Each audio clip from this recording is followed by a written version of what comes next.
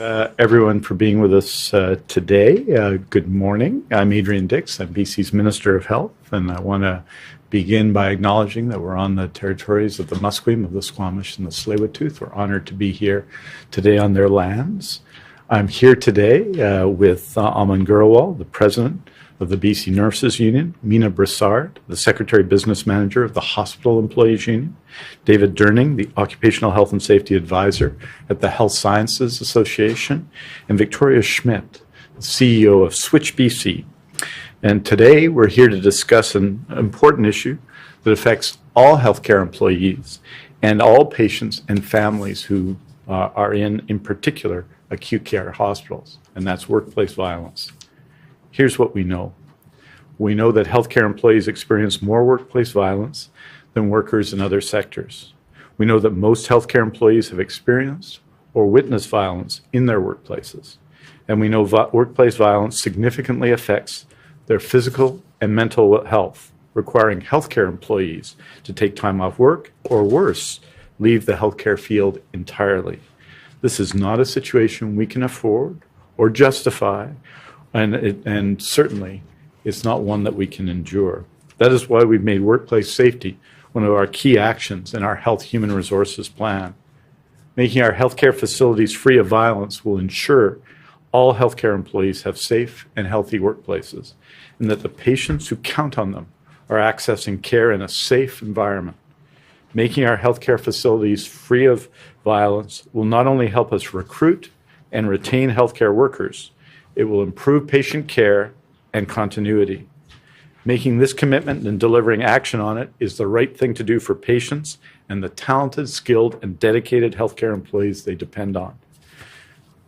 And I want to express my appreciation in particular to the representatives of the Health Sciences Association, the Hospital Employees Union, the BC Nurses Union, who have been so much part of working with us for advocating for these models over the last number of years, and for all their work on all the issues related to the occupational health and safety of healthcare workers. But making our healthcare facilities free of violence for employees and the patients who count on that requires a comprehensive and coordinated approach. We will be implementing an innovative security model called the Relational Security Model in 26 healthcare settings across all health authorities, hiring 320 in-house protection service officers and 14 violence prevention leads to ensure security personnel have an acute awareness of patients and their surroundings. Health authorities are prioritizing high-risk facilities for the program, including emergency departments and mental health units. Through this new model, security personnel will be able to anticipate, de-escalate, and ultimately prevent aggression and violence. To implement the relational security model, we are fully committed and working with healthcare employees across the board. This will be a significant addition and change, and it will be extremely good news for everyone who visits our hospital and everyone who works in our hospitals and other healthcare facilities. In addition to those actions, we've recently provided $2 million to Switch BC, a new organization dedicated to addressing healthcare workplace safety. This is in addition to the $8.5 million over 3 years announced in 2019 to establish Switch, which stands for Safety, Well-being, Innovation, Training, and Collaboration in Healthcare. Through this funding, Switch BC is developing, implementing, and supporting actions to promote workplace safety. Victoria Schmidt from Switch BC will tell you more about those efforts in a few minutes. The relational security model we will be using is based on trauma-informed practice, which integrates knowledge of how people are affected by trauma into procedures, practices, and services. All protection services personnel will be trained in workplace violence prevention, mental health, and advanced customer service. They will also receive trauma-informed practice training that will help them to interact with patients, families, clients, and colleagues safely and knowledgeably. Trauma-informed practice involves recognizing this link and making sure people feel safe and are not re-traumatized or triggered by their care. When people feel safe, they are far less likely to behave aggressively. Protection service personnel are on the front lines of our healthcare system, keeping patients, families, and healthcare workers safe. By empowering protection service workers with the right training and knowledge, We're preparing them to respond to the most challenging situations and achieve the best possible outcomes for healthcare workers and for patients. Ensuring the consistency in training across the Protection Service officers will be the responsibility of Switch BC, which is renewing and strengthening the provincial violence prevention curriculum. The Relational Security Initiative is just one part of the Health Human Resources strategy announced September 29th. This strategy puts people first by ensuring they get the health services they need and are cared for by a healthy workforce now and in the future. And with that, I am very pleased to welcome Aman Gurwal from the BC Nurses Union, she's the president, to the podium to speak about how this security model will help nurses. Aman? Thank you, Mr. Dix. Oops. Thank you, Minister Dix. As mentioned, my name is Aman Graywall, and I'm the president of the BC Nurses Union. I would like to acknowledge that I'm honored to be here on the unceded territories of the Musqueam, Squamish, and Tsleil-Waututh people. I'd like to take this opportunity to highlight just how important today's announcement is for the nurses and also all allied health workers, care workers who go into work each and every day to care for their patients and deserve a safe work environment to provide care to their patients or clients.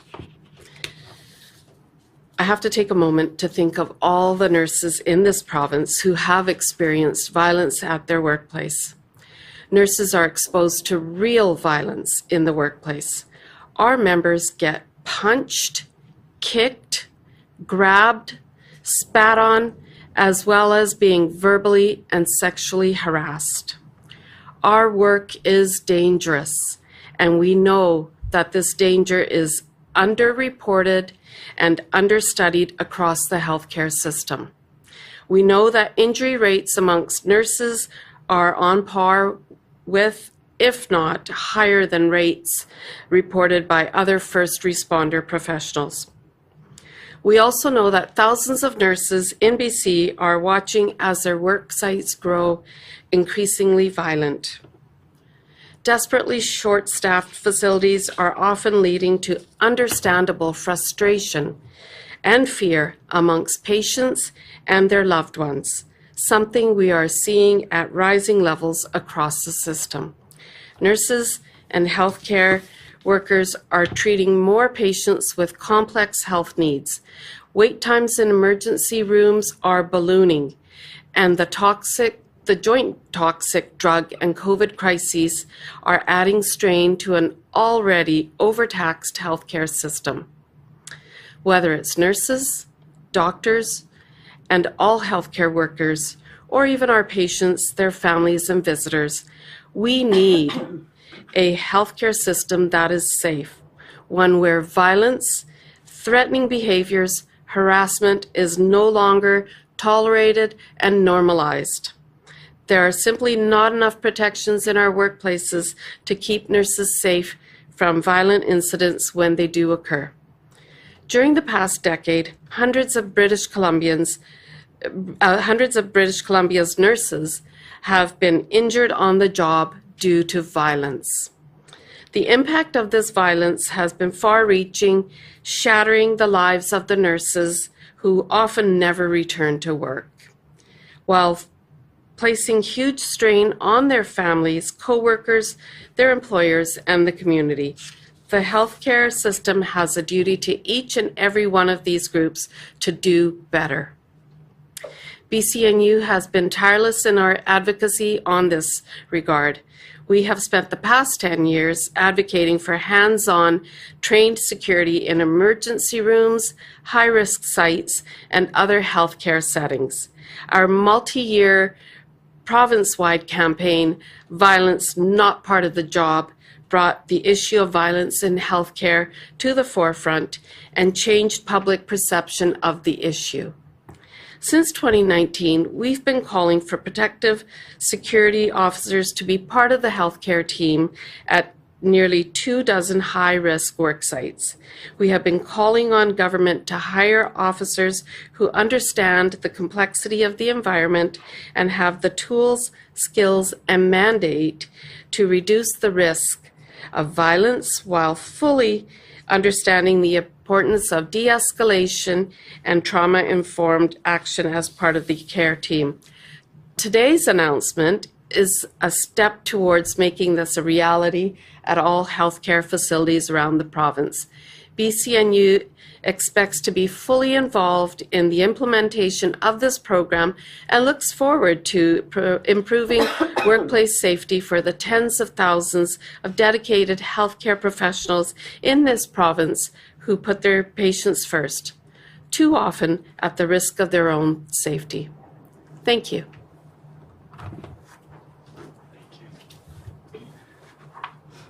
Thank you, Aman. It's important, I think, it's fundamental for healthcare workers, including nurses, to feel safe while they're caring for their patients. And I know that this new model, which has been developed and is going to be developed in consultation and is implemented in consultation and involvement of all, both healthcare unions, of healthcare workers, and of the public, is going to go a long way to promote workplace safety. Next, I would like to invite Mina Broussard, the Secretary Business Manager of the Hospital Employees Union, to the podium to share a few words on behalf of her union. Great. Thank you so much, Minister Dix. The Hospital Employees Union represents more than 50,000 skilled healthcare workers across British Columbia, and they work in hundreds of roles on the healthcare team. For some of our members, CARES being the largest classification, acts of force and violence are the second largest reason for time lost due to injury at work, the first being soft tissue injuries. While the majority of interactions our members have with patients, with care home residents, and the public are usually safe and routine, but that's not always the case. For some, their interactions with the healthcare system happens on difficult days, days when they are experiencing trauma and stress or confusion and fear. So we are very much in support of the Minister's plans to invest resources into in-house protection service officers who are specifically trained in trauma-informed practice and who can assist in mitigating violent episodes and de-escalating potentially violent situations. Now, integrating these new staff into the healthcare team as health authority employees is critical to coordinating our work on violence prevention across the healthcare workforce. I also want to thank the Minister for his ongoing support for Switch BC, an agency specifically focused on improving health and safety outcomes in healthcare. As you have heard, Switch BC is leading our work in improving the provincial violence prevention curriculum. We are proud of our role in helping negotiate this new agency, and we're looking forward to the important work they will do in making our healthcare workplaces safer. Workplace injuries, including those due to violence, are contributing to worker burnout and compounding our staffing crisis. So these investments in worker health and safety today will help our efforts to retain skilled staff and recruit healthcare workers we need for the future. They will also make healthcare safer for patients and the public by refocusing our violence prevention efforts and recognizing trauma and de-escalating violence. Thank you very much. Thank you, Mina. I'd like to now introduce our next speaker, David Durning from the Health Sciences Association. He's the Occupational Health and Safety Advisor to the Health Sciences Association. Well, welcome to the stage, David. See, I'm doing the whole move. I'm going to where you're going. Thank you, Minister Dix. I'd also like to thank my colleagues who have joined us here this morning from the BCNU and from the Hospital Employees Union and from Switch BC. As Minister Dix said, I'm David Durning with Health Sciences Association. So our union represents approximately 20,000 workers, many of whom are in the front lines in healthcare across the province, working in a team environment along with colleagues from the BC Nurses Union, with physicians, with hospital employees, workers, and others across the health sector. And we, along with many of our colleagues, have been advocating for improvements in health and safety especially in terms of dealing with violence and aggression in the workplace for many years. We worked collaboratively a number of years ago in developing the provincial violence prevention curriculum, which has been rolled out across the province, and we've been advocating more recently for the need to update that curriculum from a trauma-informed understanding of situations in our workplaces, and we're happy to see that that is moving forward. Work in the health sector, as most of you will know, is really based on teamwork. So we work together in teams at all levels in the health sector, and there's a need to be very specific and focused when we look at violence prevention in our workplaces, and there's a need to work collaboratively among all of the stakeholders in the sector when we are reviewing our health and safety procedures around dealing with violence and aggression. Unfortunately, over the past several years in the pandemic situation, it's helped to expose some of the gaps that exist in our systems, and there's a need to update those systems. So again, we really appreciate this opportunity and investment in health and safety across the sector, and we look forward to working collaboratively with our colleagues as we review the violence prevention curriculum and look at ways and opportunities to update our understandings of dealing with violence and aggression in the workplace, and including protection services in those discussions, and to really work towards having safer workplaces for all workers in the sector, which will make it much easier for recruitment and retention of staff going forward. And it's in the best interests of workers and all of our patients and clients to have a safe workplace where violence and aggression should not be at the top of mind for anyone going to work these days in the health sector. So once again, we appreciate this opportunity. Thanks.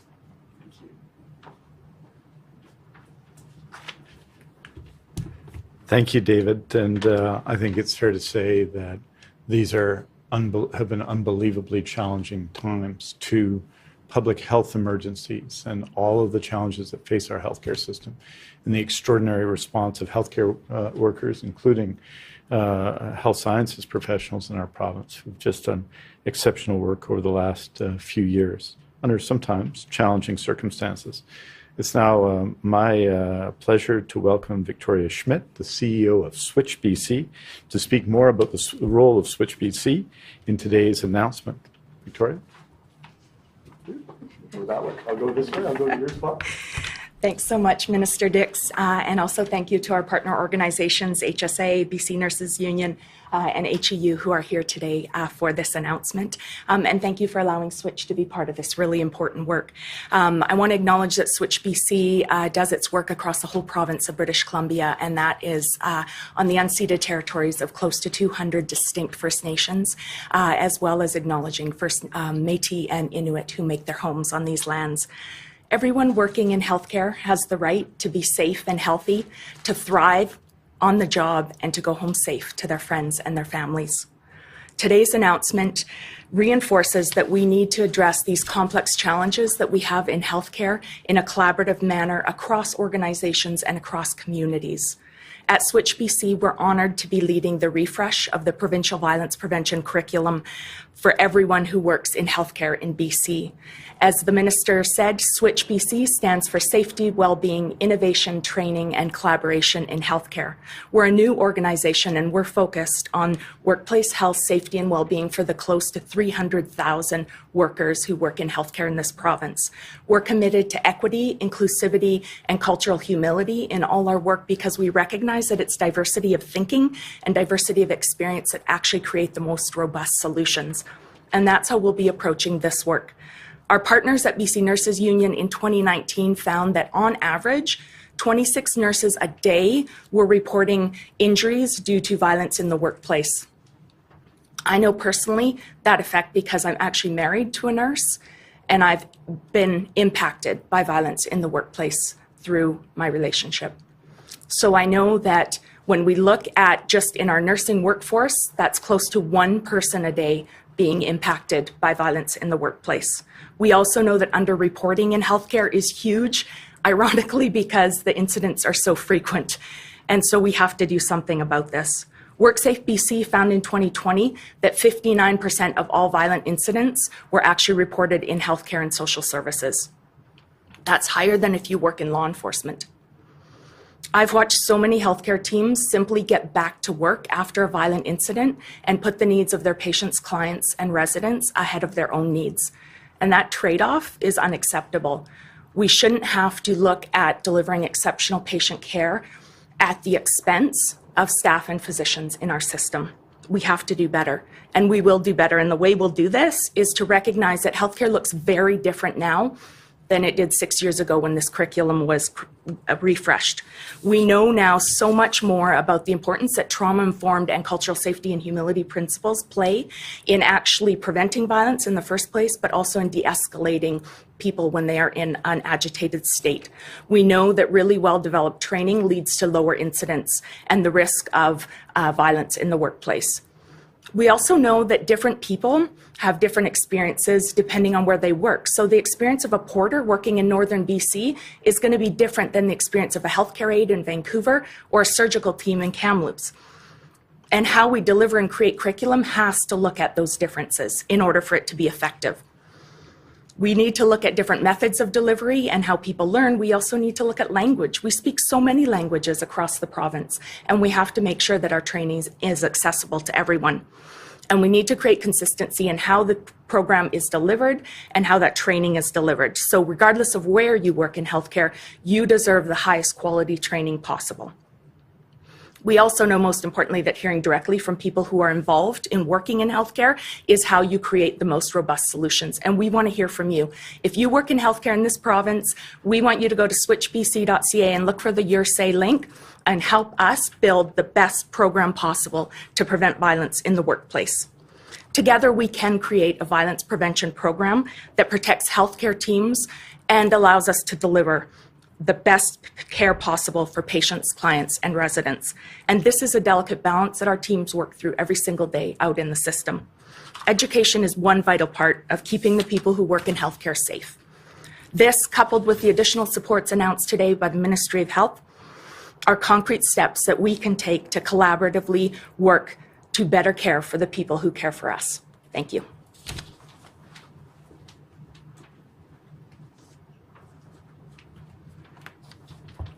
Thank you. Healthcare employees, patients, and families all deserve healthy environments to give and receive care. And today is an important day for every one of us who understands the critical impact of healthcare workplace safety on the well-being of patients, their families, healthcare workers, and the healthcare system. I'm honored to be here with this team.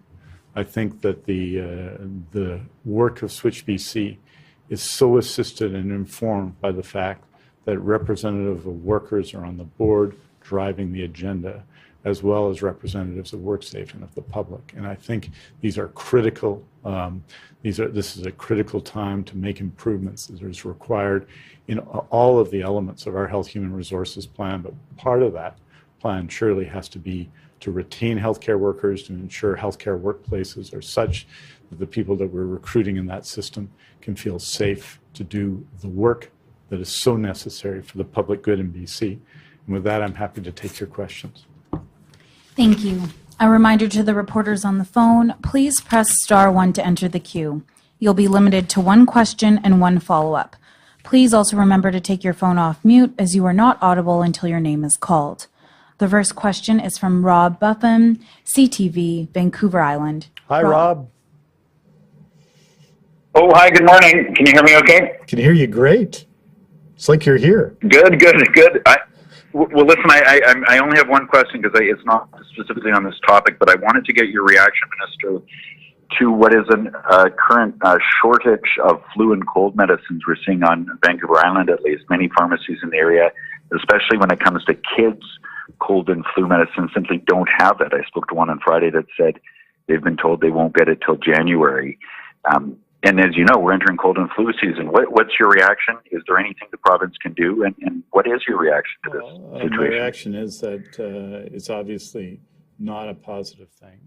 And we have to, we're working, this is a supply chain issue at a manufacturing level and at a national level that we're facing. And we're working with the federal government to try and improve access to these things. But what it also says is in this season, for people of all ages who are eligible for a COVID-19 vaccine or a flu shot, which is most everybody in one way or another right now, is that they get their COVID-19 vaccine and they get their flu shot. It's important for the healthcare system, but it's important for you. We're off to an extremely good start in our flu shot campaign. We're well ahead of the pace of last year and the year before. I think at this point, we're at in the neighborhood of 400,000 flu shots. We've done we're between 700 and 800,000 bivalent Moderna or Pfizer vaccines that have been administered. So these are important things, but we need to keep going. If you've been invited for a COVID-19 vaccine, go and get vaccinated. If you've been invited for a flu shot, and that's just about everybody now, go and get vaccinated. And we've seen a good response so far, but the key part of it is now to push those numbers into the millions from the hundreds of thousands. And if we do that, that will help with the prevention both of severe outcomes and the prevention and the lessening of the impact of flu season and obviously of COVID-19 on everyone. It affects our hospitals, but it affects our public health as well and people's ability to go on with their lives. So I strongly encourage people to be vaccinated. And these demands in terms of the non-prescription healthcare, the non-prescription drugs that are where there's a challenge in the marketplace now, and it's not just these. We've seen some of these through the COVID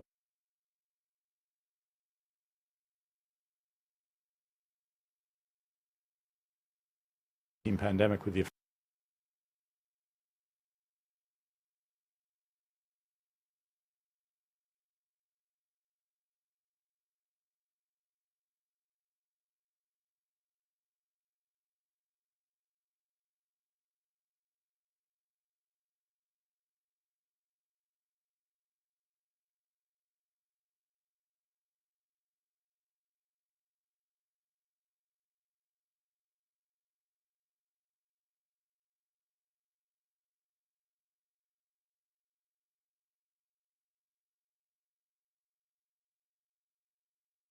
that you could tell listeners in terms of when we might see medicine?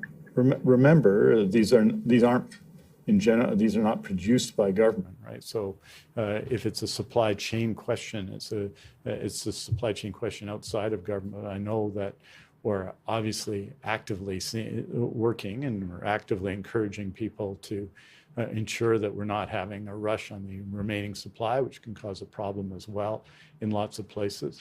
But there isn't any timeline. That timeline would come in the case of specific cold and flu, non-prescription cold and flu products, medicines, outside of government. So it's the role of our governments to work with suppliers and both encourage them and to see what we can do and to work obviously with pharmacy to make sure that those supplies we have are properly distributed. But it's a challenge. And it reminds us, Rob, and I know you've heard me say it to the last question, of the need to get vaccinated, need to get your flu shot, need to get your COVID-19 bivalent vaccination now when you're invited to do so. And this is all the more reason to do so. And these supply chain issues, which you see in a lot of areas of the economy, have a real impact. And they cause real concern, especially for family members and for children, especially obviously for children, but for their moms and dads and others. So we have to, we're going to do what we can to assist in this matter, but we also have to do what all of us can do, which is to get vaccinated. Our next question is from Camille Baines, Canadian Press. Camille? Hi, Camille. Hi, Mr. Dix. How are you? I'm doing great. I'm fully vaccinated, Camille. I'm fully vaccinated. Excellent. I'm with you there.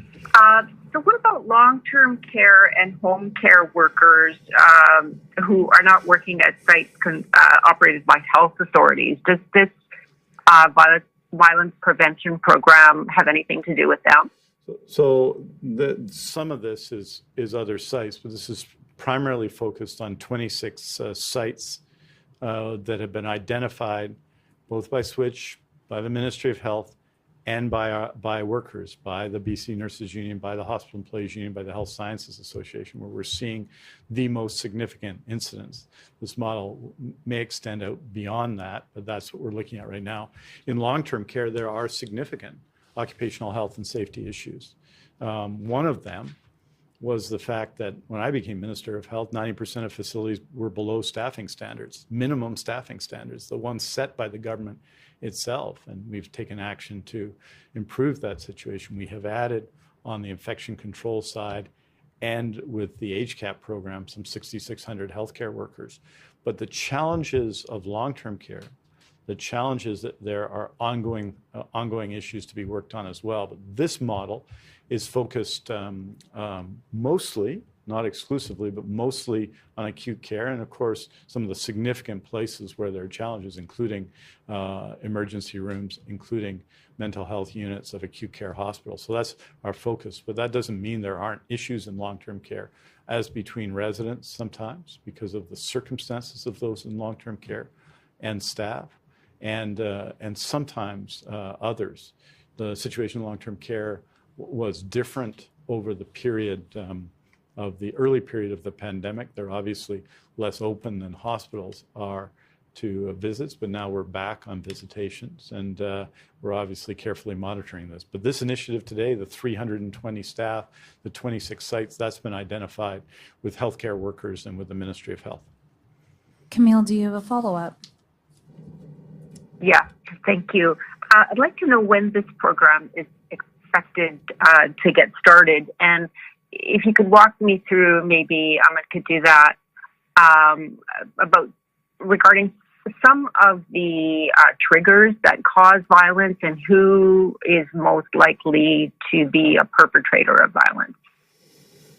I might ask Victoria if you want to speak to the latter in a moment. We're proceeding now, and so even in this fiscal year, which is between right now, really the end of October, approaching the end of October, and March 31st, there'll be an expenditure of $4.17 million as we build out and hire and perform all the training over the next period. So I think we're proceeding, and it, obviously, when you're talking about hiring, both hiring staff and putting in place new models in addition to what we have now, that takes some time. But we're starting. The work is starting, and you'll see action. You're seeing action now and in this fiscal year, and then obviously built out after that. So I think this is a key part of both the Health Human Resources agenda and a key part of advocacy of nurses in BC, of healthcare workers in BC, of health sciences professionals in BC, of doctors in BC. They have advocated for this kind of change in model. And we're doing two things here.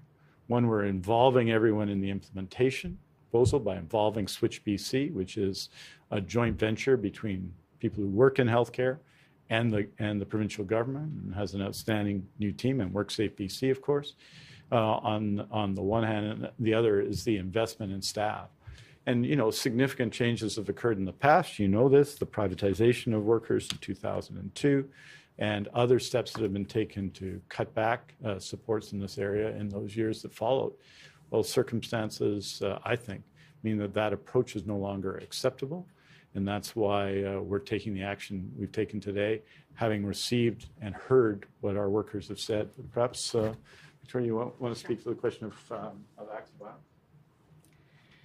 Yeah, so I would say when it comes to who are the perpetrators of violence in their system, it really can be anyone. And I say this because this is why we're focused on refreshing the curriculum and training, because what we do know is that our ability to recognize and understand how trauma impacts people will be very important. Our ability to de-escalate people who are agitated will be really important. I've seen a father come into our system and commit a violent incident because he was so distraught because he felt like he couldn't help his son in the state that his son was in. This was a perfectly regular person that just came in with their son and turned into a violent incident in our workplace. I've seen someone come in with previous trauma that was re-triggered by the care that they were receiving and commit violence in the workplace. There are lots of reasons why people are violent in our workplaces, and that's why we are really focused on creating a very robust training system that helps our workers know when to recognize people that may have trauma in their background, recognize when people may be escalating, and recognize when you need to ask for extra help when treating patients, clients, and families. Next question is from Martin McMahon, City News. Martin, go ahead. Hi, Martin. Hi, Minister. I've got a question for Ms. Graywell to start, or anyone else who could speak to this. We've heard in general about statistics, but would you mind sharing a personal story or two about what you've seen in terms of violence at hospitals? I appreciate there may be some privacy concerns, but as long as names or locations aren't used, hopefully there's a way of just sort of highlighting some of these situations. Yeah, when I start, and then maybe Alan, you can speak to that. I think I think one of the things we have to understand, and you spend it any time in particular acute care hospital, but also, excuse me, with mental health in a mental health facility or unit, when you spend time in general there, I think we all have to acknowledge. We have to acknowledge this as family members. We have to acknowledge this as patients when we go into hospital, that we're never at our best. No one wants to present in an emergency room unless they're not doing well. And that means, by definition, for starters, we're not at our best. These are really challenging times. We had a circumstance last fall where people in the hundreds had to be moved out of critical care, principally in the Northern Health Authority south. We have, on Friday, we had roughly 9,500 people in acute care hospitals across BC. And all of these present real challenges. And they're real challenges on different days. It's not every day where the emergency room is really busy, but when it is, and the circumstances are such, sometimes on a Friday night or whatever, it can be very difficult. And recently, just because of a family member, I had occasion to spend a number of weeks as a family member in a hospital, and you see that up and down and how it can come on as well without notice. Sometimes there are days when things are extraordinarily busy and there's tension. Other days, though, it can come because we are not at our best. And that's why making these changes and giving priority to staff and their need for security and to be violence-free is a real important part of a health human resources plan, as important as recruiting people to the hospital. Thank you, Minister Dix, and hello, Martin. So there are many different occasions where violence can take place. There are the long wait times that people get frustrated and don't understand why they aren't being treated first, because to them their injury or illness is important, but you may have a trauma that may have come in or other more serious patients that you need to tend to, and the wait lists are long. We've had patients who have had their surgery deferred in the evening. They were on the wait list, on call to go to the OR, and then an emergency surgery came, they got bumped, and they were bumped to the next day. They had been fasting all day, frustrations over being not having the surgery, but also having been fasting all day. We have the mental health and addictions, where we do have people coming in to our emergency rooms who are, intoxicated on a substance, and they are not of their right mind at that moment. And so their behavior can be erratic, can be aggressive, and sometimes they have to be restrained or put into a security room, and they will oppose that, and you need security to assist with getting them in there for their own protection, but they're not understanding that. So there are a lot of different scenarios that take place. It can be a family member that gets upset at the treatment that is being provided, or not getting enough information, and that may just be enough that they will become violent and aggressive. We do have homeless people that are admitted to the hospitals who then, there are challenges with other people coming in and wanting to stay with them in the hospital, and us having to remove them because they're not being taken care of in the hospital setting, and we need to ensure the safety of all of our other patients. So we don't know the scenario. It always is something different and unexpected, and our staff, all the allied healthcare workers, etc., do an amazing job trying to de-escalate, but this news of having the protection service officers is very welcome news. Thank you. Thank you. You have a follow-up. Yes, a question for Minister Dix. Given the moment we're in, we hear concern from some about policing and how it's done. I understand these security personnel are not police officers, but are you worried at all that some people will be maybe hesitant about coming to hospital due to more of a security presence there? No, I don't think so. I think this is why the training in this model is important. We want to de-escalate as much as possible. But we want to, I think what I'm saying is the decisions that have been taken in the past to privatize security services and to downgrade them were not the right decisions, and we have to make different decisions now at a time of two public health emergencies. And so I think people should see this and take comfort in this action, because while it protects healthcare workers, there's a lot of people in an emergency room. There's a lot of people in the hospital at any given time. There are family members, there's the patient or prospective patient, and there's other staff. And obviously the RCMP, especially when they're bringing people in who may be under arrest or other circumstances, have a presence in, or municipal police force have a presence in our hospitals now. So I think this action taken today is not an issue of us protecting healthcare workers against patients. It's protecting patients and healthcare workers and family members and making the healthcare environment safe in these 26 locations, and I expect others in future. So I think quite the contrary, that we obviously have a lot of people presenting in healthcare right now, more than we would typically. We do as well at urgent and primary care centers and other places, because there's been less in-person care now for a couple of years. And these are issues we're working on with all our employees across all aspects of care. But I think patients, in particular, and people coming in, would expect that place to be safe, and these actions help make our healthcare facilities safer. Our next question is from Mark Nielsen, Prince George citizen. Mark? Hi, Mark. Hi there. Hi. Thank you for taking my questions.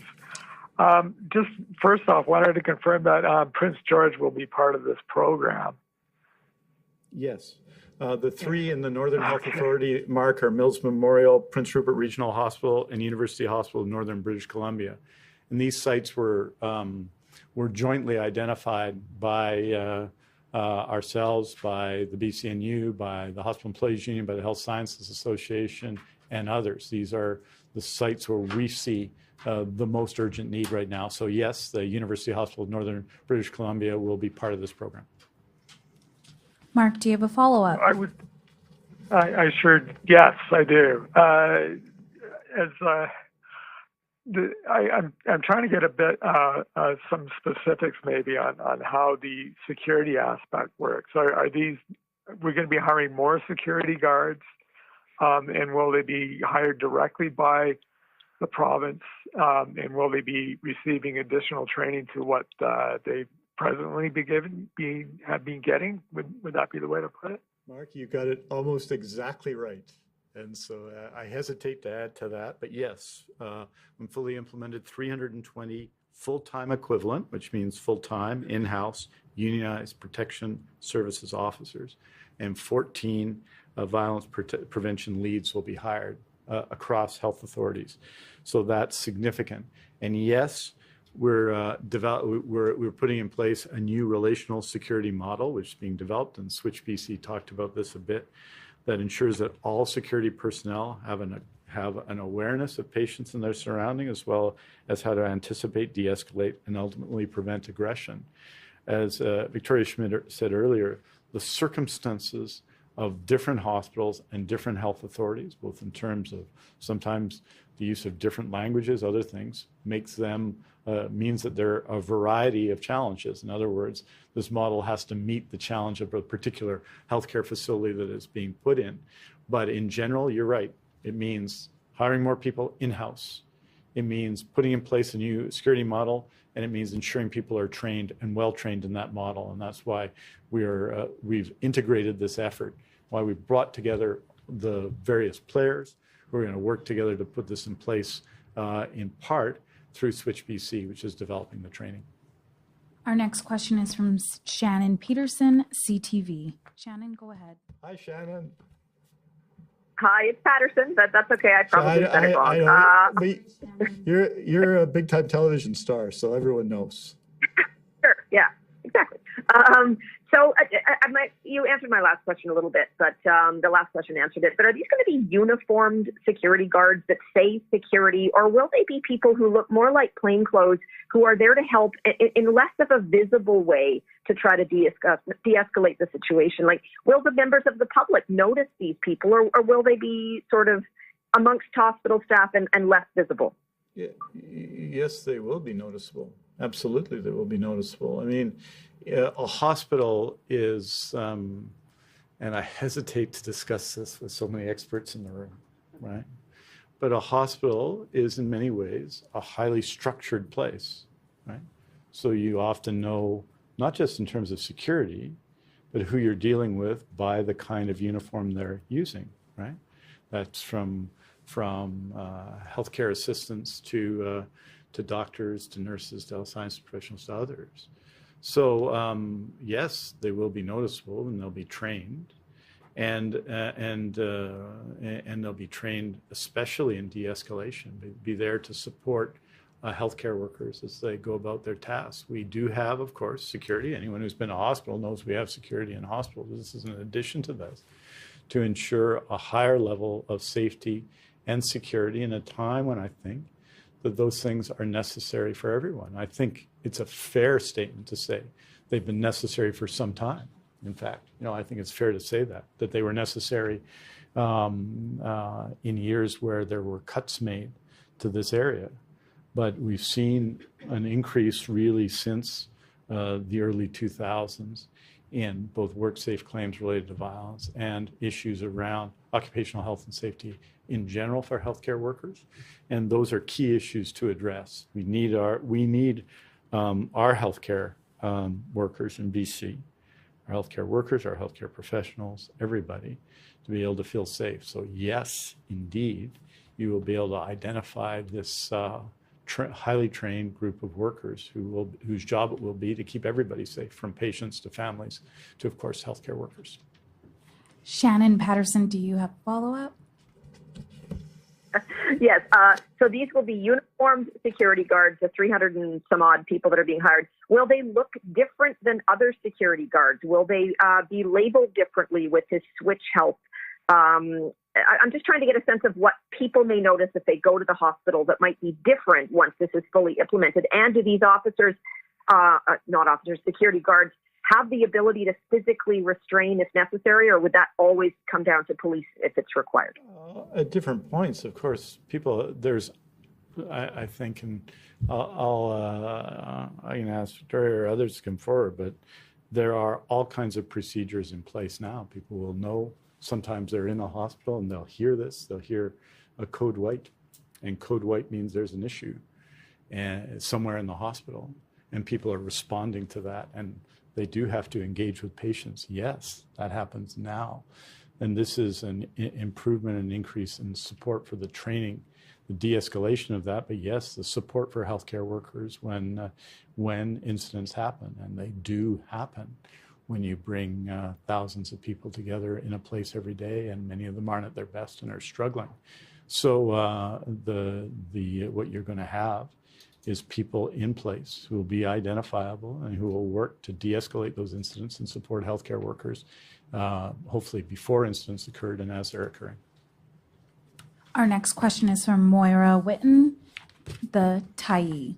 Moira, go ahead. Good afternoon. Thanks for taking my question. Minister, why is this violence not tracked and publicly reported by government? And do you have any plans to do so with this new announcement? Well, I think that if you look across the board, you'll see that it is. Let me just give you some statistics on violence, and you get many of these statistics in different forms about time loss claims through to violence over time through WorkSafe BC. So from Q4 2021 to Q3 2022, there have been 4,438 reported incidents of violence and 721 WorkSafe BC time loss claims due to violence. And this resulted in an approximate total of $7 million in total WorkSafe BC claims across the healthcare system. But I think it's fair to say that the impact of that is significantly more. It can't be quantified by something like $7 million.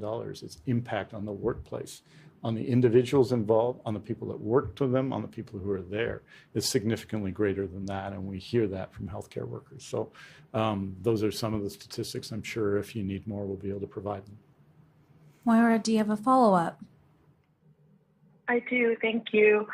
Following up on Martin's question, we know through reporting by myself and colleagues that many Indigenous people and people who use substances who have peacefully sought care have been removed, often been harmed by security from a number of emergency departments in BC, specifically at Royal Jubilee and Victoria.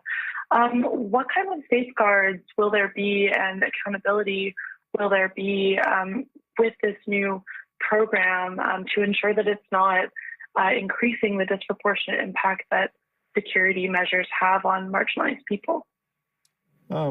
First of all, as you know, in July of 2020, I asked Mary Ellen Turpel-Lafond to do the report, which became In Plain Sight.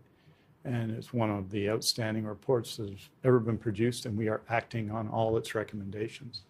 And these issues and others were cited in those reports and are the subject of very significant efforts on the part of, led by, in most, if not all incidents, by and involving Indigenous people themselves. So there are issues across the healthcare system with respect to racism targeting Indigenous people. And those actions require significant actions across the system, including in those areas, including actions that have been undertaken already. This is not something that's taken place in isolation. And in fact, the implementation of that In Plain Sight report, which is, I think, generally recognized as outstanding, and its implementation in cooperation and in co-leadership with Indigenous people is and will make a significant difference. So all of these actions have to be consistent with that, and they are. We will now go into the room. We have Catherine Dibb, CBC Radio Canada. You will have one question and one follow-up. Alors, bonjour. On voulait savoir, c'était quoi le nombre d'incidents que vous rapportez dans la dernière année? Et aussi, en fait, c'est quoi que vous annoncez aujourd'hui? Et pourriez-vous me le chiffrer aussi? Oui, effectivement, on annonce aujourd'hui un changement de notre système de sécurité dans 26 lieux en Colombie-Britannique. La grande majorité sont des hôpitaux, mais il y en a d'autres. Ces lieux ont été identifiés par nos employés, par nos syndicats et par le ministre de la Santé et des régies de santé. Donc 26, et on a dans le communiqué de presse identifié lesquels, n'est-ce pas? Donc on peut les voir, mais je peux les faire une liste, mais c'est pas, je pense, nécessaire. Deuxièmement, on va embaucher dans les prochaines années, 320 des employés à temps plein, qui vont être des employés des régies de santé, n'est-ce pas? Et ça, c'est important. Et 14 gens qui vont mener cet effort de prévention dans nos sites et dans nos hôpitaux. Donc, on a cela.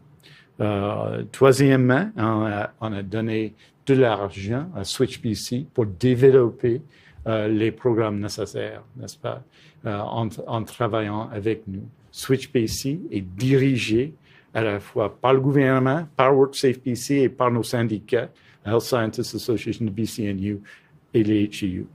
Et on commence aujourd'hui, c'est-à-dire que cette année fiscale, ça va être 4 millions 17, excusez-moi, 20,17 millions de dollars, et ça va bien entendu augmenter dans les années à venir quand on est en pleine implémentation du programme. Donc, tout ça, c'est le programme et des éléments de le programme. 26 sites, 320 nouveaux employés et un nouveau système qui est dirigé et développé ensemble par Switch BC. Quand même plus 14 nouveaux agents qui, eux, vont s'assurer d'implanter aussi les éléments d'amélioration. Et quand vous dites que c'est à partir de maintenant, ça veut dire que c'est à partir d'aujourd'hui qu'on va commencer le processus. Oui, exactement. Et la date limite, c'est quoi?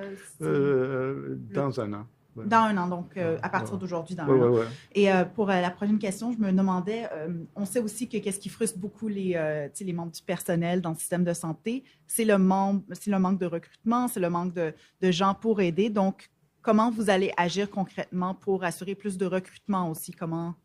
Oui, mais ça fait partie de ce recrutement, n'est-ce pas? Parce qu'il faut garder nos propres employés, n'est-ce pas? Donc, agir dans cette direction, c'est aider nos efforts de recrutement et d'avoir assez d'employés dans le système. On a eu quand même beaucoup de réussite depuis 3 ans dans le système de santé, dans la mesure où il y a 38 000 personnes de plus. On perd des gens, on ajoute des gens, mais il y a net 38 000 personnes de plus. Mais il va en falloir plus, n'est-ce pas? Et de continuer ces efforts. Donc, on a ajouté des places pour nos infirmières. On a créé un programme HCAP qui a ajouté des milliers de travailleurs dans le système de santé. On a des programmes, des employés qui travaillent dans les sciences de santé, la Health Sciences Association. On a des programmes un peu partout et bien entendu, nous travaillons actuellement avec nos médecins sur ces questions. Donc, je pense que c'est tout un effort. Il y a 70 mesures qui sont nécessaires. Voilà, aujourd'hui, on parle d'une mesure essentielle, mais il y en a d'autres, bien entendu, et on travaille à fond de livrer cet agenda. Est-ce qu'il y a une prochaine action qui s'en vient dans ce sens? Oui, bien entendu. Oui. Peut-être aujourd'hui. Thank you. That concludes today's event. Thank you. Merci beaucoup. Thank you. I think we get...